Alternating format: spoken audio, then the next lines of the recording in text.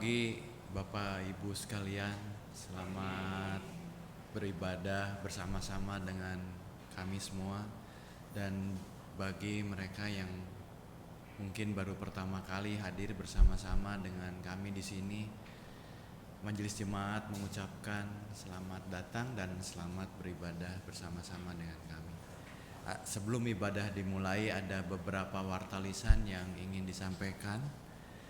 Yang pertama adalah pada hari ini ibadah minggu dilayani oleh Ibu Paramita. Beliau adalah TPG GKI Pesir Kaliki Bandung. Majelis Jemaat mengucapkan terima kasih atas kesediaan pelayanannya. Dan yang berikutnya adalah doa pagi. Pada hari Sabtu, doa pagi diadakan tanggal 7 Februari pukul 6 di Jalan Dr. Susilo nomor 9. Bagi seluruh umat diundang untuk dapat bergabung dalam acara tersebut. Yang berikutnya adalah tentang ibadah intergenerasi. Ibadah pada hari Minggu depan, tanggal 8, itu merupakan ibadah yang digabungkan di Pasir Kaliki 157. Ibadah tersebut adalah ibadah pengucapan syukur atas pendampingan Pendeta Yoce yang telah menjadi pendeta konsulen di GKI Pesir Kaliki, sekaligus ibadah pengucapan syukur atas ditahbiskannya Pendeta Kevin menjadi pendeta kita di GKI Pesir Kaliki. Dan ibadah ini akan diadakan pada tanggal 8 Februari pukul 8 bertempat di Pasir Kaliki 157. Artinya di tempat ini ibadah itu digabung di Pasir Kaliki. Jadi di tempat ini tidak ada ibadah untuk minggu depan. Yang berikutnya adalah GKI CC bersama dengan IKPI dan Universitas Kristen Maranatha akan mengadakan workshop tentang Cortex. Pada hari Sabtu tanggal 28 Februari 2026 pukul 13 sampai dengan pukul 17 bertempat di ruang teater GAP lantai 8 Universitas Kristen Maranatha. Seminar ini, workshop ini tidak dipungut biaya. Dan untuk jemaat silahkan mendaftar melalui QR Code yang tersedia di layar. Yang berikutnya adalah KDKB dan Biang Lalanada dari GKI CC akan mempersembahkan seminar dengan tema Faith, Work, and Burnout. Tema ini untuk menjaga kesehatan mental di tengah tuntutan hidup dan pelayanan. Dan narasumbernya ialah Ibu Yeni Ibrahim, beliau adalah psikolog, dan Pendeta Rahmadi Putra yang merupakan Ketua BPMKB Klasis Bandung. Pada hari Sabtu 7 Maret pukul 8 sampai pukul 1 bertempat BPK Penabur Jalan Banda nomor 19. Dan diharapkan kontribusi dari peserta sebesar 20.000. Yang terakhir adalah Majelis Jemaat mengucapkan terima kasih atas persembahan dari jemaat sekalian yang terkumpul untuk menolong daerah 3T sebesar Rp12.167.037 yang akan segera disalurkan untuk pelayanan ke desa-desa Kristen yang terdiskriminasi dan membutuhkan bantuan dari kita. Kami akan mewartakan kembali apabila dana tersebut telah selesai disalurkan. Demikian wartalisan kita hari ini.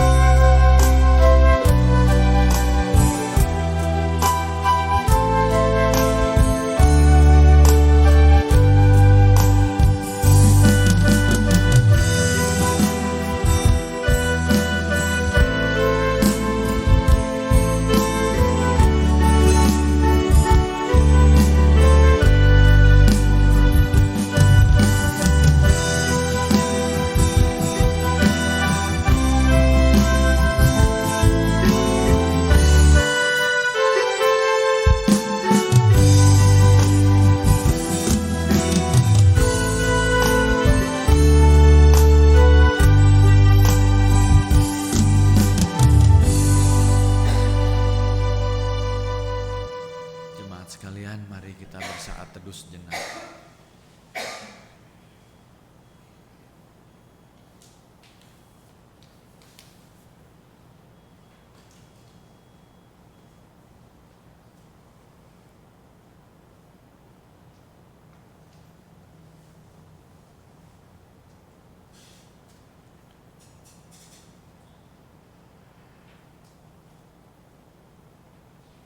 Jemaat, dengan bangkit berdiri kita akan menyanyikan PKJ 14.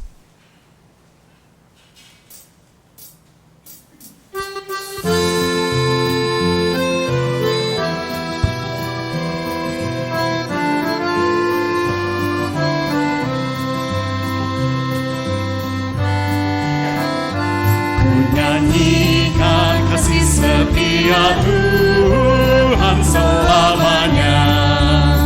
Selamanya ku nyanyikan kasih setia Tuhan selamanya, ku nyanyikan selamanya. Ku tuturkan padamu kasih setiamu Tuhan, ku tuturkan padamu kasih setiamu turun-temurun. Ku nyanyikan kasih setia Tuhan selamanya. Selamanya ku nyanyikan kasih setia Tuhan selamanya, ku nyanyikan selamanya.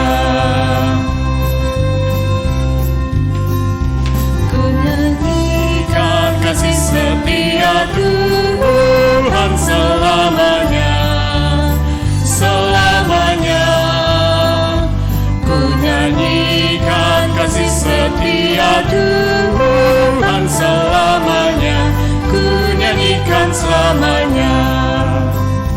Ku tuturkan padamu kasih setiamu Tuhan, ku tuturkan padamu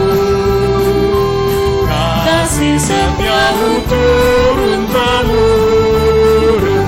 Ku nyanyikan kasih setia Tuhan selamanya.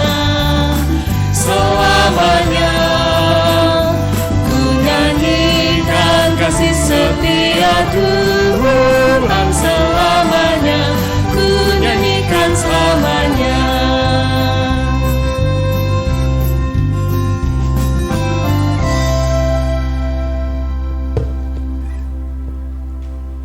Umat yang dikasihi Tuhan, ibadah ini kita landaskan di dalam pengakuan bahwa pertolongan kita adalah di dalam nama Allah Trinitas, pencipta langit dan bumi, yang senantiasa setia dan tidak pernah meninggalkan perbuatan tangannya.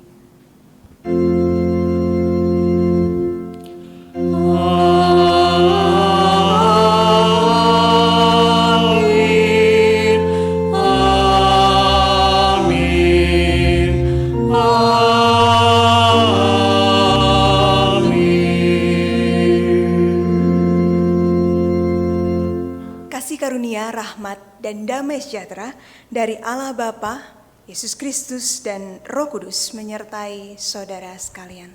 Dan menyertai saudara juga.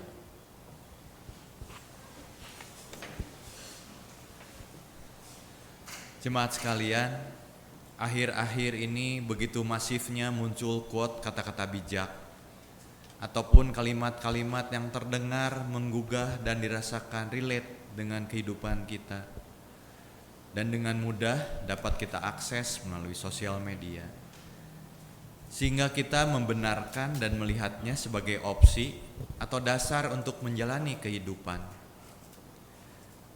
Lalu standar apa yang harus kita miliki sebagai orang Kristen? Apa kata Alkitab mengenai standar hidup orang Kristen? Melalui perenungan firman Tuhan pada minggu 4 sesudah Epifani, kita sebagai umat Kristen diajak untuk melihat betapa kaya indah dan hebatnya firman Allah yang menjadi dasar dan pedoman bagi kehidupan kita orang percaya.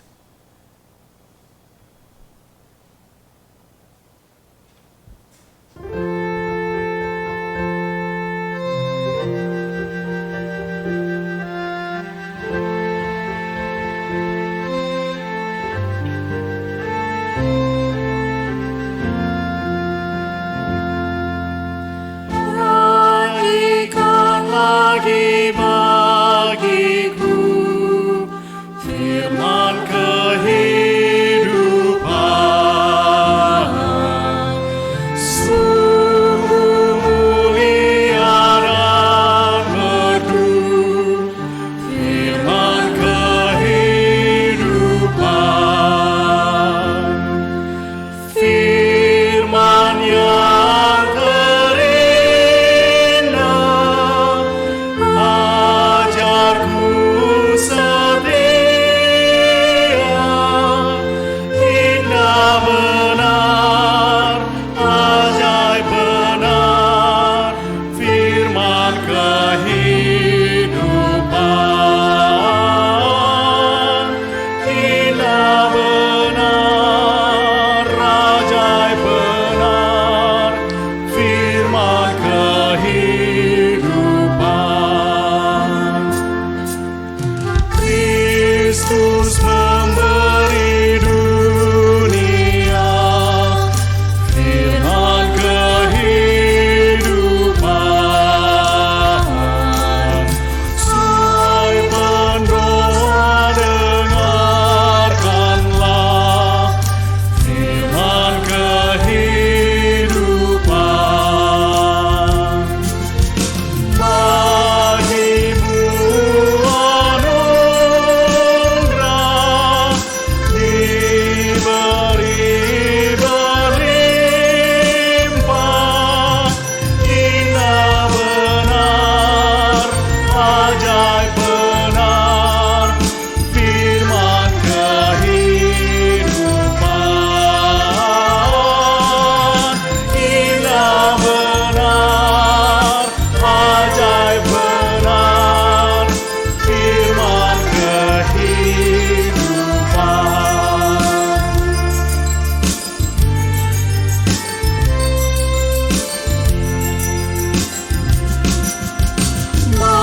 Manislah Injilnya, firman kehidupan. Damai auni dirinya, firman kehidupan. Yesus juru selamat, sumber segala rahmat, indah benar, ajaib benar, firman kehidupan. Indah benar, ajaib benar, firman kehidupan.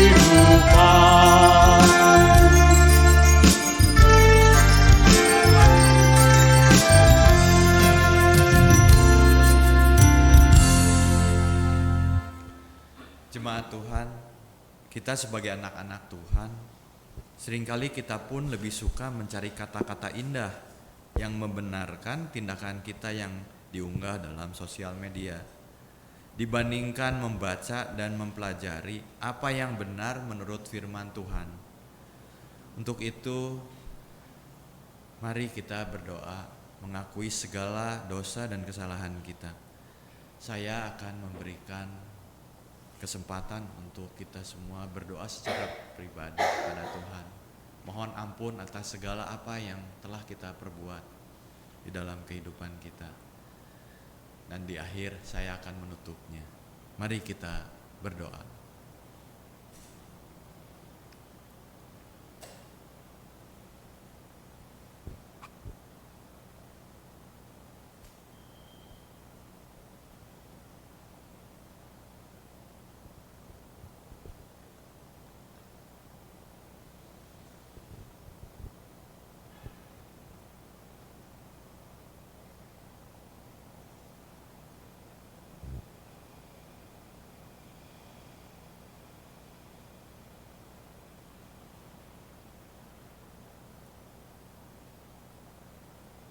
bagi Sang Firman kehidupan, saat ini kami datang menghadap hadirat Tuhan.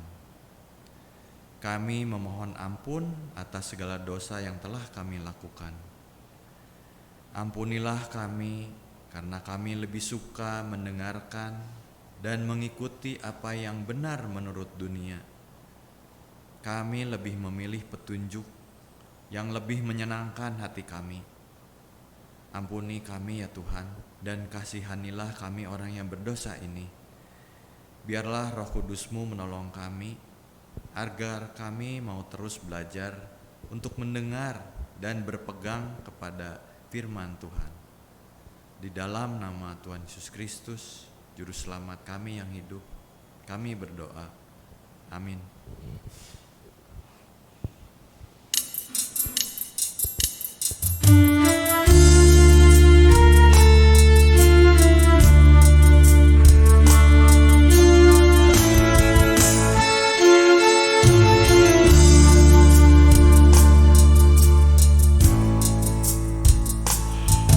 Kasihanilah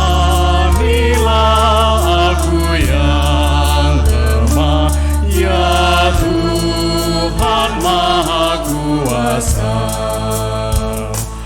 Hapuslah semua kesalahanku, berilah anugerah.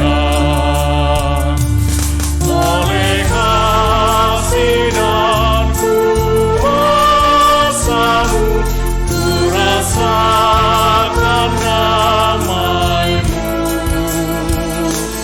Aku tahu selalu dekat padaku, limpahkan rahmat-Mu.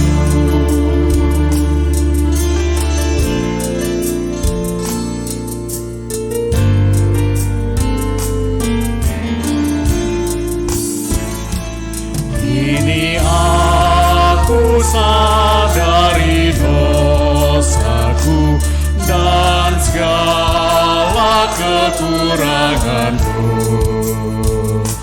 Namun kasih-Mu tanam padaku, sucikan diriku.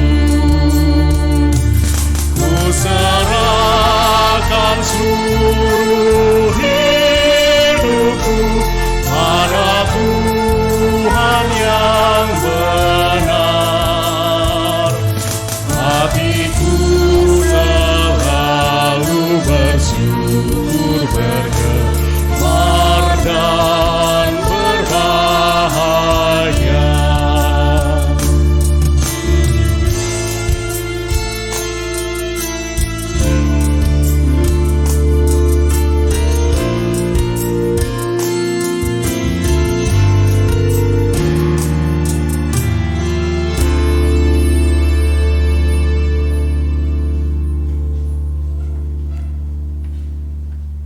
Umat yang dikasihi Tuhan, dengarlah berita anugerah bagi kita yang diambil dari kitab 1 Korintus 1 ayatnya yang ke-30. Namun, oleh Dia kamu berada dalam Kristus Yesus, yang oleh Allah telah menjadi hikmat bagi kita. Ia membenarkan, menguduskan, dan menebus kita. Demikianlah berita anugerah dari Tuhan. Syukur kepada Allah. Di dalam Kristus engkau telah diampuni. Di dalam Kristus engkau pun telah diampuni. Damai Kristus bagimu. Damai Kristus bagimu juga.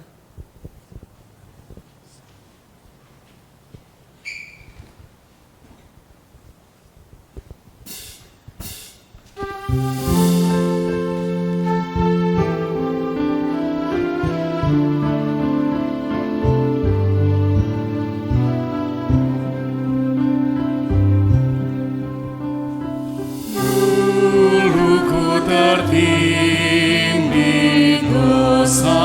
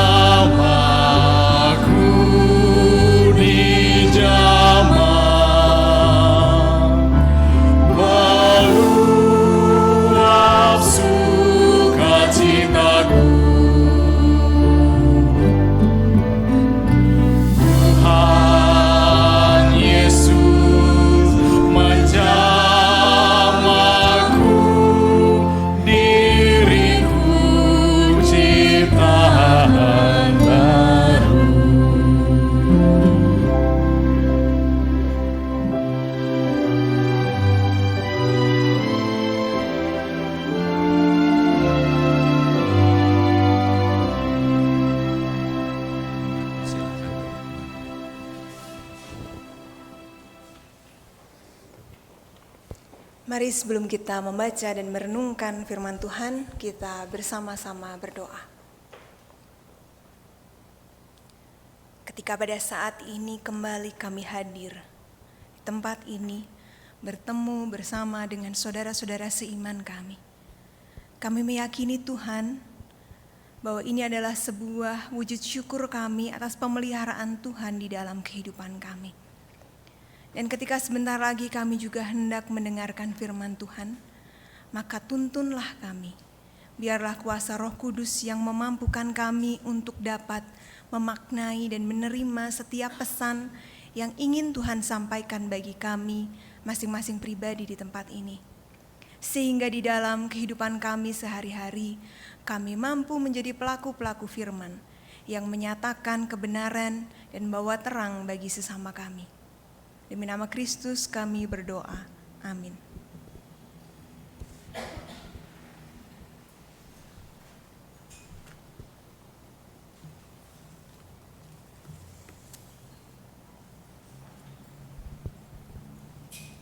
Bacaan pertama diambil dari kitab Mika pasal 6 ayat 1 sampai dengan 8. Bacaan ini mengungkapkan Tuhan yang menuntut bangsa Israel. Mika 6 ayat 1 sampai dengan 8. Dengarlah apa yang difirmankan Tuhan. Bangkitlah, ajukanlah gugatanmu di hadapan gunung-gunung, dan biarlah bukit-bukit mendengar suaramu. Dengarlah hai gunung-gunung gugatan Tuhan, dan pasanglah telinga hai dasar-dasar bumi. Sebab Tuhan mempunyai gugatan terhadap umatnya, dan ia berperkara dengan Israel. Umatku, apakah yang telah kulakukan kepadamu? Dengan apakah engkau telah kulelahkan? Jawablah aku. Sesungguhnya akulah yang menuntun engkau keluar dari tanah Mesir, membebaskan engkau dari tempat perbudakan, dan mengutus Musa memimpinmu beserta Harun dan Miriam. Umatku, ingatlah apa yang dirancang oleh Balak Raja Moab, apa jawaban Bileam bin Beor kepadanya, dan perjalanan dari Sitim sampai ke Gilgal, supaya engkau menyadari perbuatan-perbuatan Tuhan yang adil. Dengan apakah seharusnya aku pergi menghadap Tuhan dan sujud kepada Allah yang di tempat tinggi? Haruskah aku pergi menghadap Dia dengan kurban bakaran, dengan anak lembu berumur setahun? Berkenankah Tuhan kepada ribuan domba jantan, kepada puluhan ribu curahan minyak? Haruskah aku persembahkan anak sulungku karena pelanggaranku dan anak kandungku karena dosaku sendiri? Hei manusia, telah diberitahukan kepadamu apa yang baik. Apakah yang dituntut darimu selain berlaku adil, mencintai kesetiaan, dan hidup dengan rendah hati di hadapan Allahmu? Demikian sabda Tuhan. Syukur kepada Allah.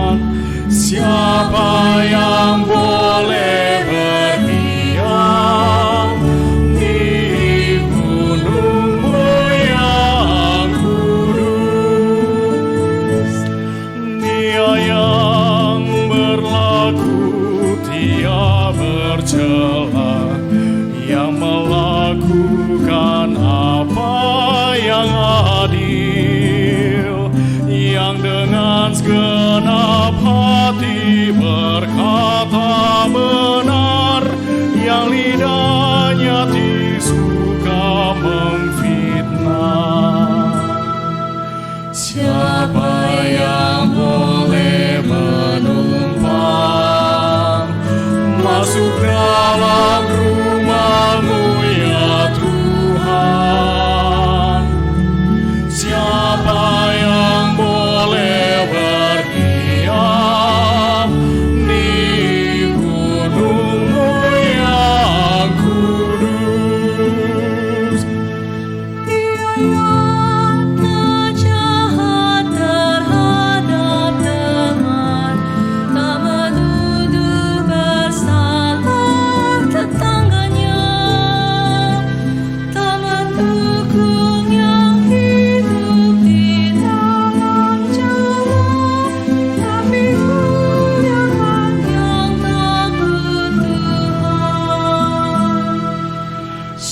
Siapa yang boleh menumpang masuk dalam rumah-Mu ya Tuhan?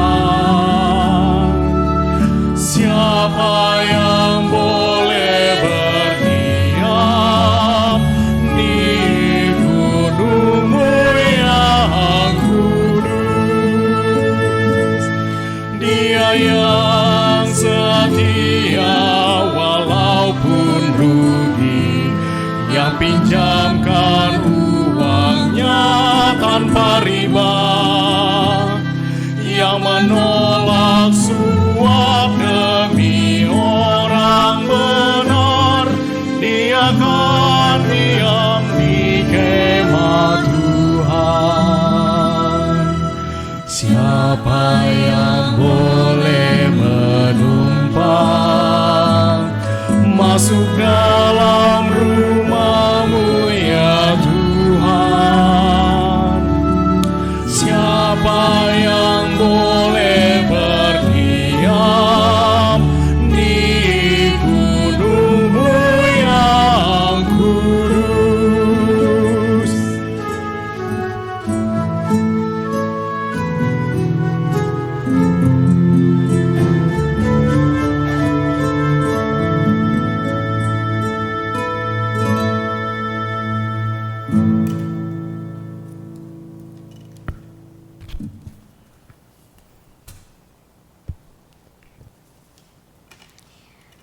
Bacaan kedua diambil dari 1 Korintus 1 ayat 18 sampai 31. Perikop ini merupakan penjelasan Paulus tentang tanda-tanda dan hikmat yang manusia cari, namun Kristus sendirilah yang sebenarnya bentuk kekuatan dan hikmat Allah sendiri. Sebab pemberitaan tentang salib memang adalah kebodohan bagi mereka yang menuju kebinasaan. Tetapi bagi kita yang diselamatkan, pemberitaan itu adalah kekuatan Allah. Sebab ada tertulis, Aku akan membinasakan hikmat orang-orang berhikmat dan kearifan orang-orang arif akan kulenyapkan. Di manakah orang yang berhikmat? Di manakah ahli Taurat? Di manakah pembantah dari dunia ini? Bukankah Allah telah membuat hikmat dunia ini menjadi kebodohan? Sebab karena dunia adalah hikmat Allah, tidak mengenal Allah oleh hikmat. Allah berkenan menyelamatkan mereka yang percaya oleh kebodohan pemberitaan Injil. Orang-orang Yahudi menghendaki tanda dan orang-orang Yunani mencari hikmat. Tetapi kami memberitakan Kristus yang disalibkan. Untuk orang-orang Yahudi suatu batu sandungan dan untuk orang-orang bukan Yahudi suatu kebodohan. Tetapi untuk mereka yang dipanggil, baik orang Yahudi maupun orang bukan Yahudi, Kristus adalah kekuatan Allah dan hikmat Allah. Sebab yang bodoh dari Allah lebih bijaksana daripada manusia, dan yang lemah dari Allah lebih kuat daripada manusia. Saudara-saudara, ingatlah bagaimana keadaan kamu ketika kamu dipanggil. Menurut ukuran manusia, tidak banyak orang yang bijak, tidak banyak orang yang berpengaruh, tidak banyak orang yang terpandang. Tetapi, apa yang bodoh bagi dunia, dipilih Allah untuk mempermalukan orang-orang yang berhikmat, dan apa yang lemah bagi dunia, dipilih Allah untuk mempermalukan apa yang kuat. Apa yang tidak terpandang dan yang hina bagi dunia, bahkan apa yang tidak berarti, dipilih Allah untuk meniadakan apa yang berarti, supaya jangan ada seorang manusia pun yang memegahkan diri di hadapan Allah. Namun oleh Dia kamu berada di dalam Kristus Yesus, yang oleh Allah telah menjadikan hikmat bagi kita. Ia membenarkan, menguduskan, dan menebus kita. Karena itu seperti ada tertulis, siapa yang bermegah, hendaklah ia bermegah di dalam Tuhan. Demikianlah juga ketika aku datang kepadamu, saudara-saudara, aku tidak datang dengan kata-kata yang bermuluk atau dengan hikmat yang tinggi untuk menyampaikan rahasia Allah kepada kamu. Demikianlah sabda Tuhan. Syukur kepada Allah. Mari kita bersama-sama berdiri. Inilah Injil Tuhan kita Yesus Kristus menurut Matius pasal yang kelima, ayat yang pertama sampai dengan ayat yang ke-12. Perikop ini merekam momen ketika Yesus menyampaikan ajarannya tentang siapa yang berbahagia. Ketika Yesus melihat orang banyak itu, naiklah ia ke atas bukit. Dan setelah ia duduk, datanglah murid-muridnya kepadanya. Yesus pun mulai berbicara dan mengajar mereka, katanya, "Berbahagialah orang yang miskin di hadapan Allah, karena merekalah yang punya kerajaan surga. Berbahagialah orang yang berduka cita, karena mereka akan dihibur. Berbahagialah orang yang lemah lembut, karena mereka akan memiliki bumi. Berbahagialah orang yang lapar dan haus akan kebenaran, karena mereka akan dipuaskan. Berbahagialah orang yang berbelas kasihan, karena mereka akan beroleh belas kasihan. Berbahagialah orang yang suci hatinya, karena mereka akan melihat Allah. Berbahagialah orang yang membawa damai, karena mereka akan disebut anak-anak Allah. Berbahagialah orang yang dianiaya karena kebenaran, karena merekalah yang punya kerajaan surga. Berbahagialah kamu jika karena aku orang mencela dan menganiaya kamu, serta menunjukkan segala fitnah kepadamu. Bersukacita dan bergembiralah, karena upahmu besar di surga. Sebab demikian juga telah dianiaya nabi-nabi yang sebelum kamu." Demikianlah Injil Tuhan Yesus Kristus. Yang berbahagia adalah kita yang mendengar firman Allah, memelihara serta melakukannya. Haleluya. Haleluya, haleluya, haleluya.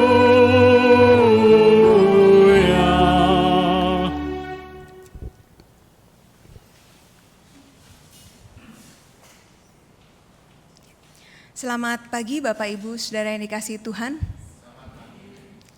Ini adalah sebuah kata yang mungkin sering kita dengar di dalam kehidupan kita.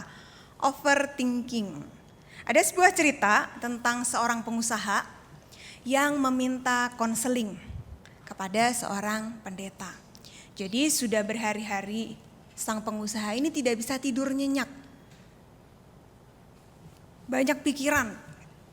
Lalu kemudian saat sang pengusaha ini datang menemui Pak Pendeta, dia bertanya, "Bagaimana caranya supaya saya bisa tidur? Karena saya banyak sekali pikiran akhir-akhir ini yang membuat saya tidak bisa tidur." Lalu Pak Pendeta bilang, "Dicoba menghitung domba, Pak.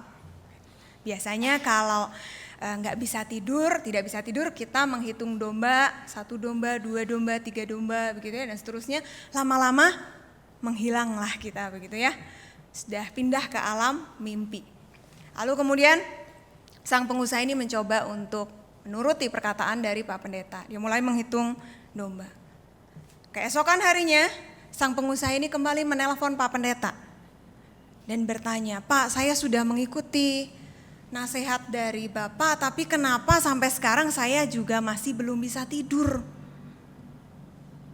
Loh, Pak Pendeta mulai bertanya gitu ya. "Bagaimana ceritanya? Kan biasanya kalau menghitung domba itu sudah bisa tidur begitu ya." "Iya, jadi begini Pak, saya mulai menghitung domba sebelum tidur begitu ya, karena mulai banyak pikiran, saya menghitung domba, 1 domba, 2 domba, dan sampai ke 20.000 domba saya hitung. Tapi masih belum bisa tidur." "Kenapa?" "Iya, karena begini Pak Pendeta, saya berpikir dari 20.000 domba ini sebenarnya kalau diambil dan dijadikan benang wol itu bisa jadi 40 kilo benang wol. Nah, kalau dari 40 kilo benang wol itu bisa jadi 12.000 setel jas. Padahal toko saya hanya muat 2.000. Terus yang lainnya tuh saya bingung mau ditaruh di mana Pak." Begitu ya. Nah, padahal belum punya ya gitu ya. Itu domba dalam angan-angan karena menghitung tujuannya sebenarnya hanya bisa tidur, tapi ternyata malah jadi menambah beban pikiran. Nah, overthinking. Cerita yang kalau kita dengar mungkin, lucu banget ya gitu. Tapi di dalam kehidupan kita seringkali kita pun juga melakukan hal yang sama. Ada banyak hal yang membuat kita mulai merasa berat. Kita mulai khawatir, kita mulai takut. Nah, inilah yang namanya pencarian, usaha, upaya yang dilakukan manusia untuk menemukan makna kebahagiaan. Yang mana kita menyadari makna kebahagiaan atau yang dinamakan dengan kebahagiaan itu meliputi dimensi kehidupan. Ada banyak, ada perasaan, ada bicara soal kepuasan hidup, ada bicara juga soal makna hidup. Ketika kita di dalam kehidupan mulai merasa bahwa apa yang kita capai, apa yang kita miliki di saat ini tidak cukup lagi bagi kita, maka mulailah kita mempertanyakan tentang kebahagiaan. Yang namanya kebahagiaan memang dicari oleh semua orang. Setiap kita sebagai manusia mendambakan kebahagiaan. Kita bertemu, berelasi dengan orang-orang yang ada di sekitar kita karena kita berharap melalui pertemuan, melalui relasi, kita mengalami kebahagiaan. Di dalam kehidupan kita ada banyak standar yang namanya bahagia. Kalau kita punya cukup uang misalnya. Atau kalau kita punya keluarga yang baik, yang suportif. Kita punya teman-teman yang mendukung, para sahabat yang selalu hadir, selalu ada di dalam kehidupan kita. Tetapi apakah itu semua benar merupakan standar kebahagiaan? Atau sebenarnya ada hal yang lain yang perlu kita cari sehingga di dalam kehidupan kita menemukan yang namanya makna kebahagiaan. Di dalam bacaan kita, perikop Injil yang cukup terkenal, khotbah di bukit. Di sini menceritakan tentang bagaimana Yesus yang mengajar para murid sekaligus orang banyak tentang makna dari kebahagiaan yang sesungguhnya. Khotbah di bukit bicara soal kehidupan. Kehidupan yang perlu disyukuri, kehidupan yang perlu diperjuangkan, kehidupan yang diupayakan sesuai dengan kebenaran firman Tuhan. Menarik ketika ungkapan pertama kali, ungkapan awal yang disampaikan oleh Yesus kepada orang banyak adalah berbahagialah orang yang miskin. Ketika kita melihat bahwa kehidupan kita memang uang tidak bisa membeli kebahagiaan.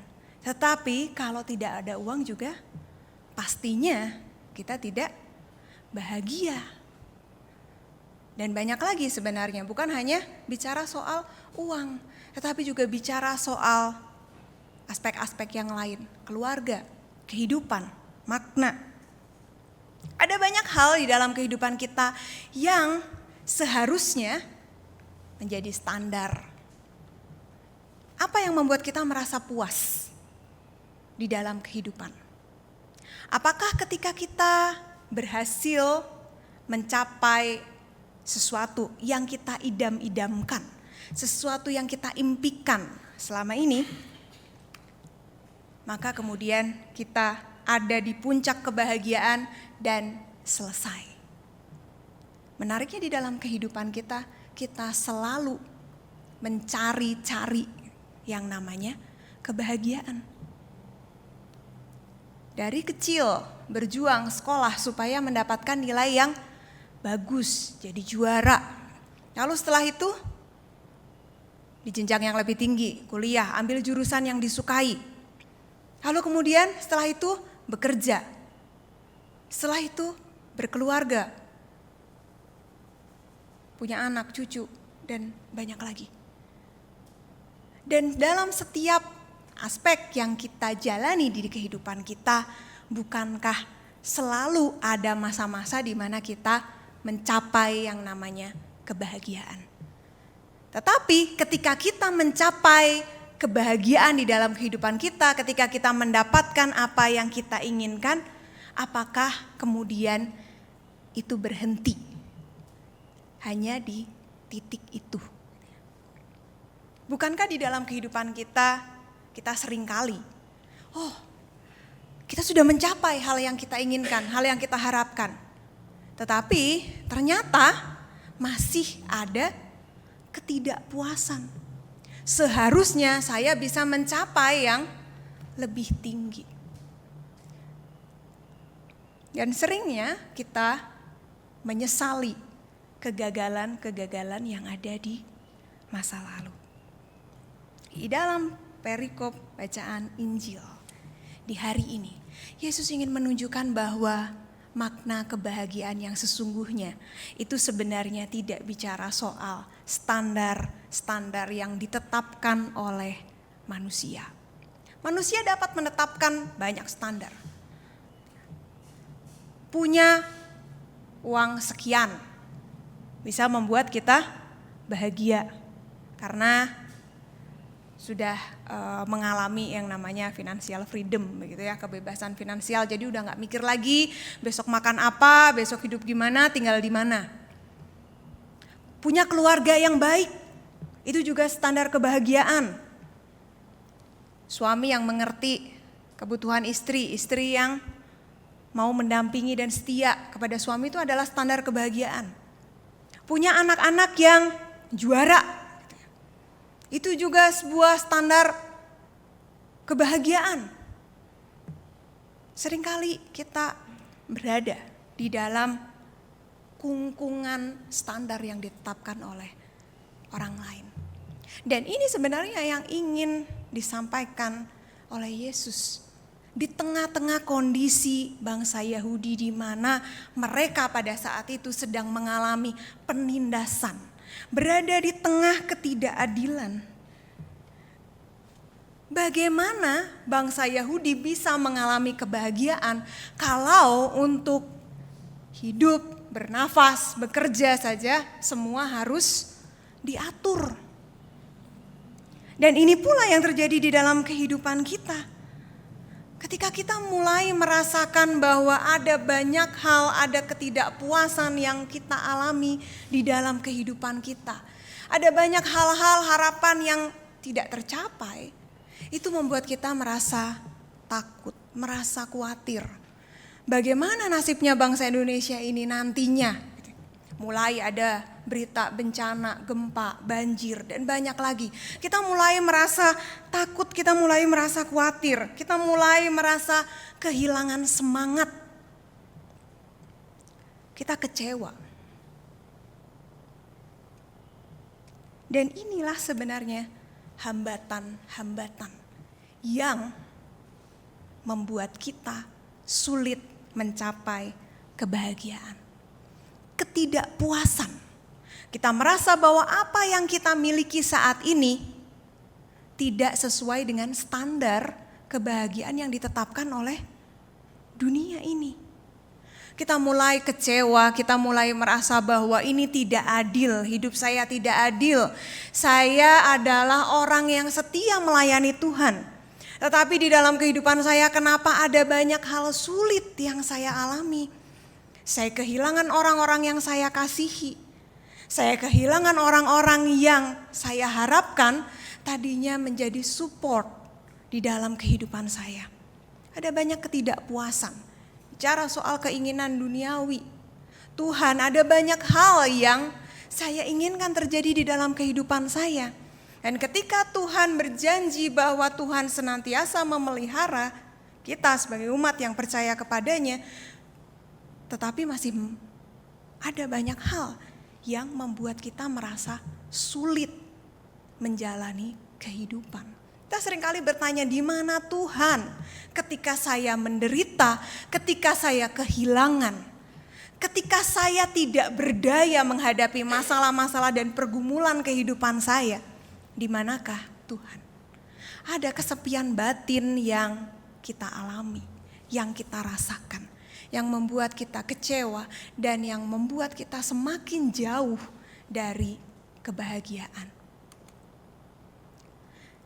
Hambatan dan tantangan ini membawa kita pada akhirnya untuk merasa bahwa kebahagiaan itu sesuatu yang sulit untuk dicapai.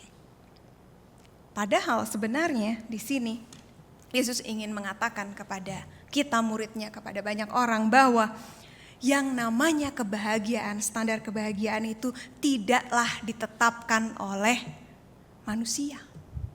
Ada yang namanya kebahagiaan yang tidak lekang oleh waktu. Itulah sukacita. Bahagia yang tidak dimunculkan dari luar, tetapi kebahagiaan yang muncul dari dalam. Ketika kita merasa bahwa kita dikasihi, kita dicintai, kita dilindungi, kita direngkuh, dan rahmat Tuhan bersama-sama dengan kita, maka disitulah sebenarnya letak kebahagiaan yang sesungguhnya. Ketika kita mendasarkan diri dan kehidupan kita hanya di dalam tangan kuasa Allah.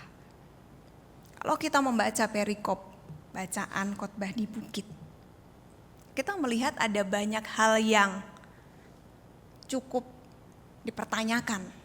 Apa benar? Apakah mungkin ini sesuatu yang membuat kita bahagia? Orang yang miskin mungkin gak jadi bahagia. Orang yang berduka cita, orang yang kehilangan, mungkinkah jadi orang-orang yang berbahagia? Orang yang lapar dan haus, mungkinkah menjadi orang yang berbahagia?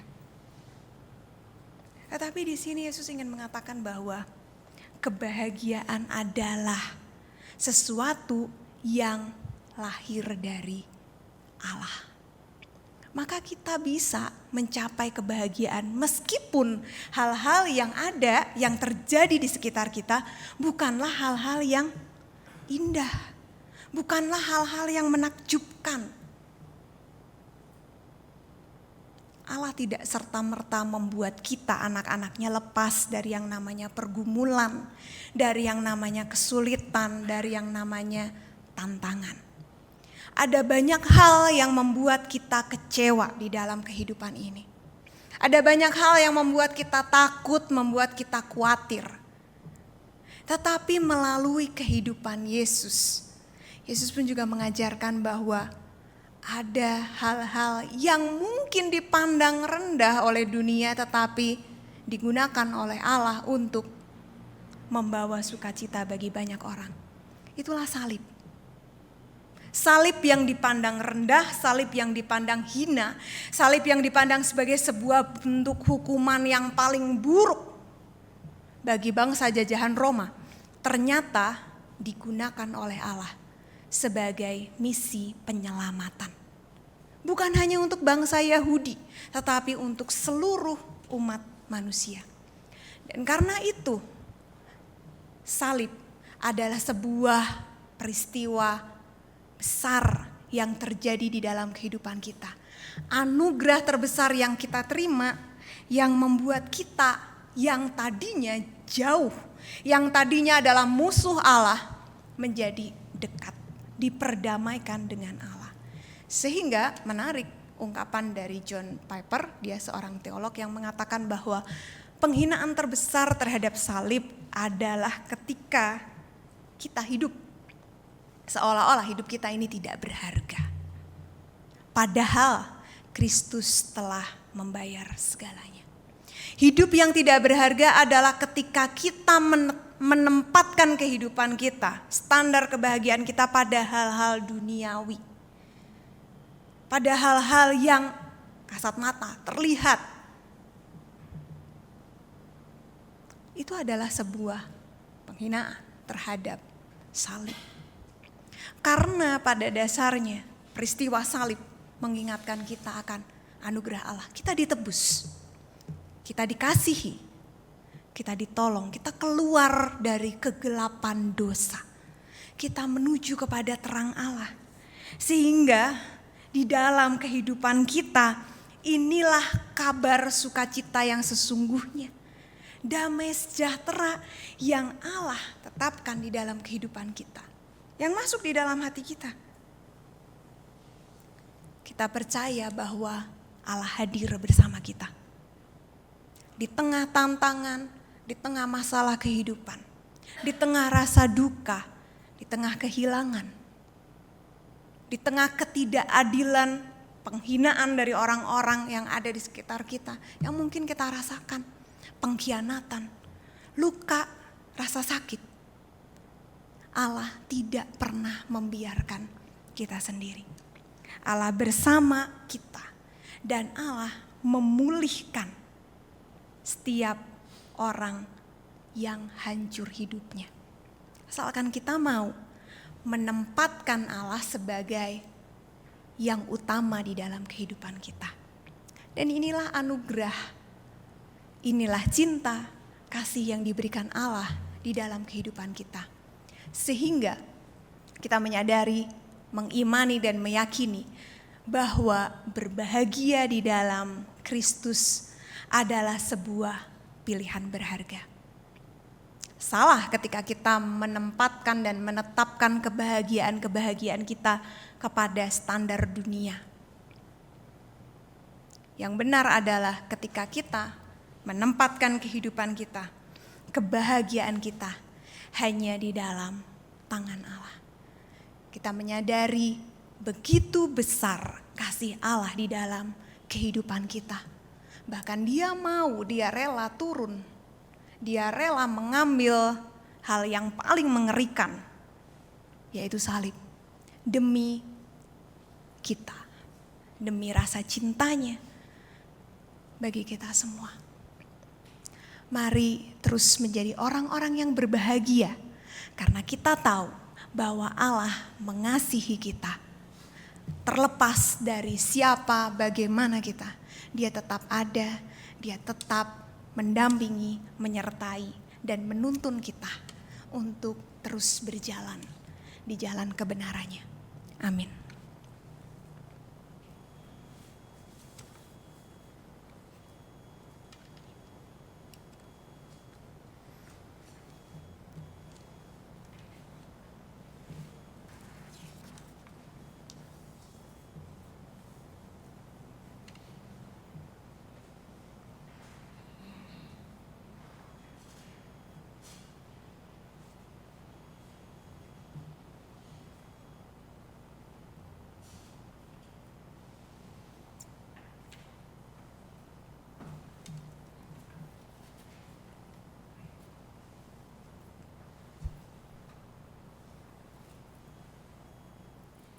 Jemaat sekalian, marilah kita bersama-sama dengan umat Tuhan di masa lalu, masa kini, dan masa depan. Kita mengingat pengakuan pada baptisan kita menurut pengakuan iman rasuli. Aku percaya kepada Allah, Bapa yang Maha Kuasa, Khalik langit dan bumi, dan kepada Yesus Kristus, anaknya yang tunggal Tuhan kita, yang dikandung dari Roh Kudus, lahir dari anak darah Maria, yang menderita sengsara di bawah pemerintahan Pontius Pilatus, disalibkan, mati dan dikuburkan, turun ke dalam kerajaan maut. Pada hari yang ketiga, bangkit pula dari antara orang mati, naik ke surga, duduk sebelah kanan Allah, Bapa yang Maha Kuasa. Dan dari sana ia akan datang untuk menghakimi orang yang hidup dan yang mati. Aku percaya pada Roh Kudus, gereja yang kudus dan am, persekutuan orang kudus, pengampunan dosa, kebangkitan orang mati, dan hidup yang kekal. Amin.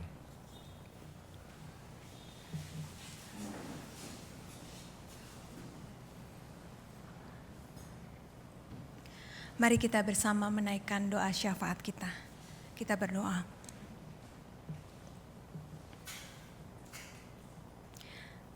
Kami bersyukur atas kasih-Mu di dalam kehidupan kami, Tuhan, yang senantiasa menguatkan kami, memampukan kami untuk terus menjalani kehidupan yang Engkau anugerahkan bagi kami.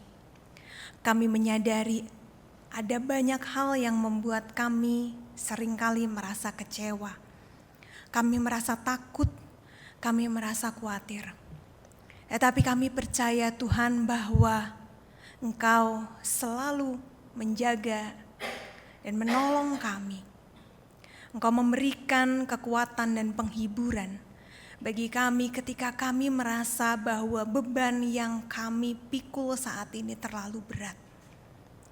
Dan karena itu Tuhan, biarlah kami pun juga mampu menjadi orang-orang yang meletakkan dasar kehidupan kami hanya di dalam tangan Tuhan. Dan kiranya firman-Mu lah yang menjadi landasan bagi kami untuk dapat menjalani kehidupan. Sehingga cinta kasih Tuhan yang kami rasakan di dalam kehidupan kami juga boleh kami wujud nyatakan kepada orang-orang yang ada di sekitar kami. Sehingga di dalam kehidupan kami pun juga mampu menjadi pelaku-pelaku firman yang menjadi terang dan membawa kemuliaan bagi nama Tuhan dimanapun kami berada. Saat ini kami berdoa bagi saudara-saudara kami yang mengalami pergumulan, yang sedang dalam kondisi sakit, yang kehilangan sanak keluarga, yang berada di tempat yang jauh, yang masih merindukan pekerjaan, dan banyak hal yang terjadi di dalam kehidupan saudara-saudara kami ini. Kami meyakini Tuhan bahwa Engkau senantiasa hadir. Engkau tidak pernah meninggalkan mereka yang senantiasa berharap kepada Tuhan. Dan karena itu kami mau menyerahkan saudara-saudara kami ini dimanapun mereka berada, hanya di dalam tangan kuasa Tuhan. Kiranya Tuhan yang menolong, yang membimbing dan menguatkan mereka. Mereka yang terluka, mereka yang kehilangan, mereka yang membutuhkan. Sebagaimana Tuhan pun menjaga kehidupan kami, kami percaya bahwa Tuhan menjaga kehidupan saudara-saudara kami ini. Kami berdoa Tuhan bagi gereja-Mu GKI Pasir Kaliki ini, di mana di dalam setiap hal yang kami jalani, biarlah gereja ini boleh menjadi terang bagi sesama kami.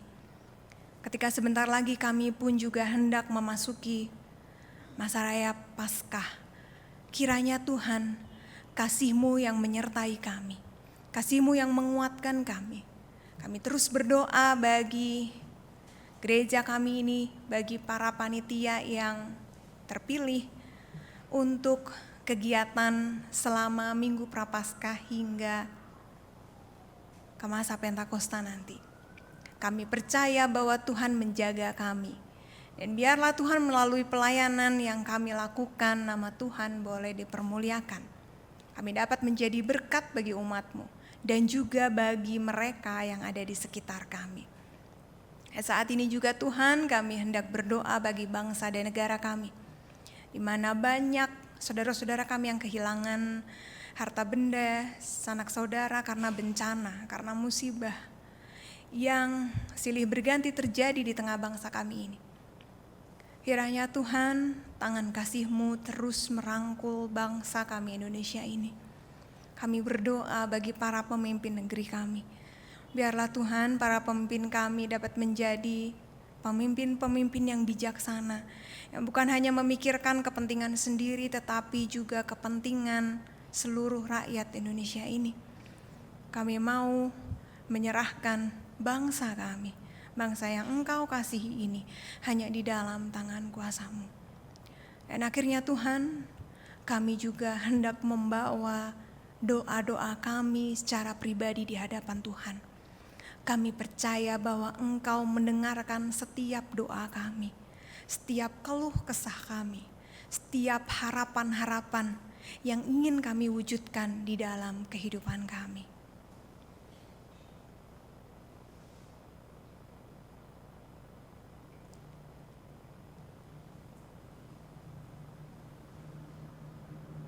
Kami serahkan doa-doa kami ini hanya di dalam nama Tuhan kami Yesus Kristus. Amin.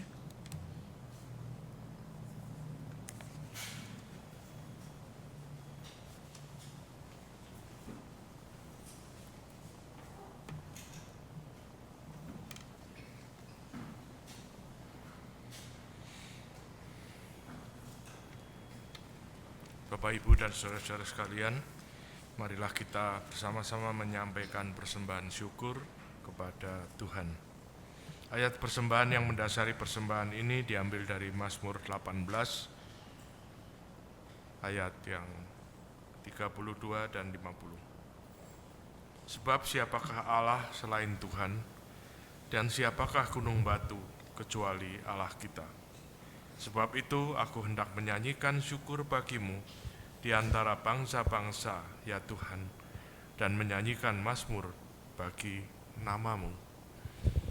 Persembahan Bapak Ibu dapat dimasukkan dalam kantong persembahan yang akan diedarkan, atau dapat memindai QR Code yang tersedia, atau dapat juga mengirimkannya ke nomor rekening GKI Pasir Kaliki. Mari kita memberikan persembahan sambil bernyanyi bersyukurlah pada Tuhan.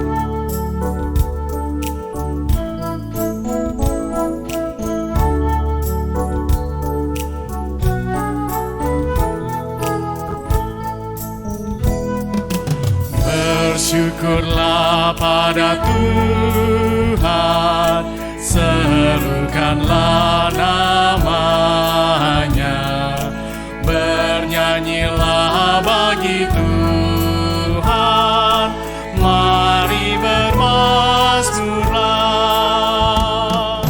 Pujilah Tuhan hai jiwaku, pujilah namanya. Aku hendak bernyanyi seumur hidupku.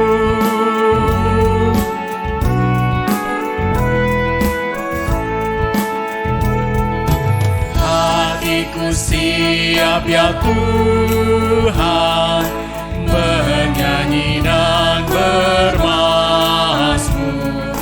karena Engkau Maha baik, setia dan benar. Pujilah Tuhan hai jiwaku, pujilah namanya. Aku hendak bernyanyi seumur hidupku.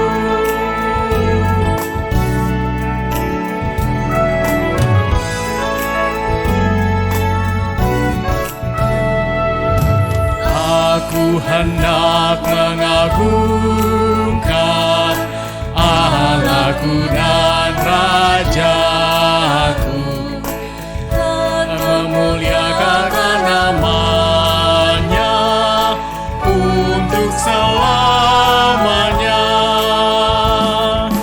Pujilah Tuhan hai jiwaku, pujilah namanya.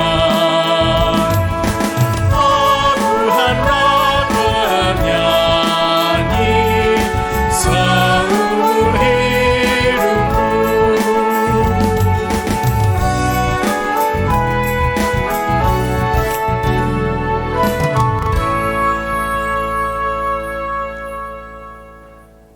Mari kita berdoa. Ya Bapa, dengan kerendahan hati kami datang membawa persembahan kami. Kami bersyukur atas segala kasih setia Tuhan di dalam kehidupan kami. Kami bersyukur atas segala pengorbanan-Mu yang begitu sempurna di atas kayu salib bagi keselamatan hidup kami. Biarlah kami mau terus belajar untuk mencari Engkau di tengah suka maupun duka. Karena hanya Engkaulah sumber hidup kami. Hanya kepadamu Bapa kami panjatkan doa ini. Amin.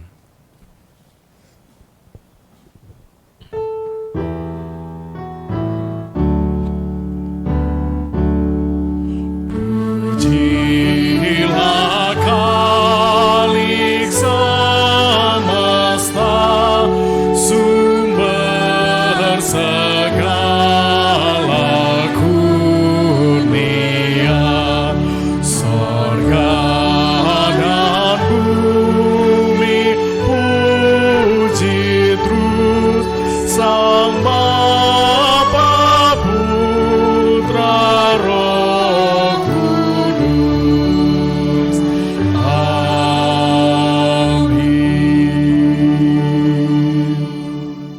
Umat yang dikasihi Tuhan, standar hidup yang ditawarkan dunia sering tak sejalan dengan apa yang dikehendaki Allah.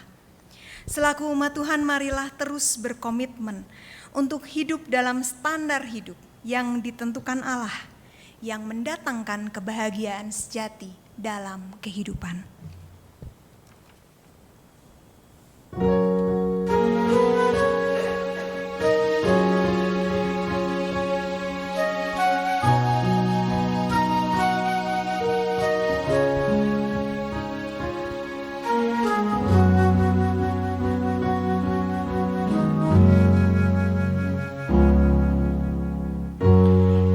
Firman-Mu Tuhan, suluh bagiku yang menyinari relung hatiku. Kini jalanku menjadi terang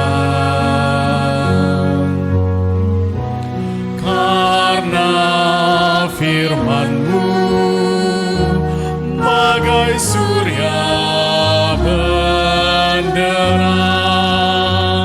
Firman-Mu Tuhan penuh selamatku di setiap denyut jantungku.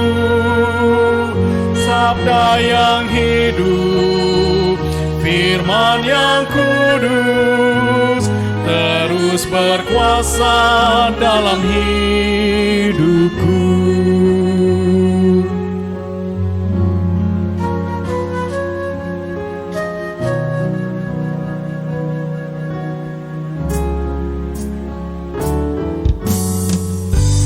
Firman-Mu Tuhan,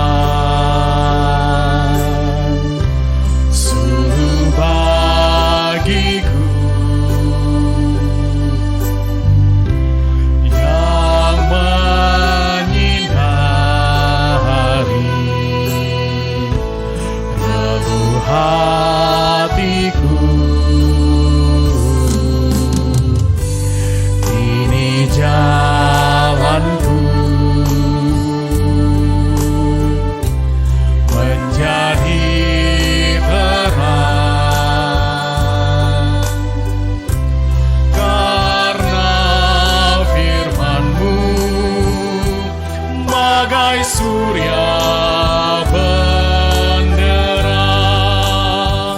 Firman-Mu Tuhan pandu selamatku di setiap denyut jantungku. Sabda yang hidup, firman yang kudus, terus berkuasa dalam hidupku.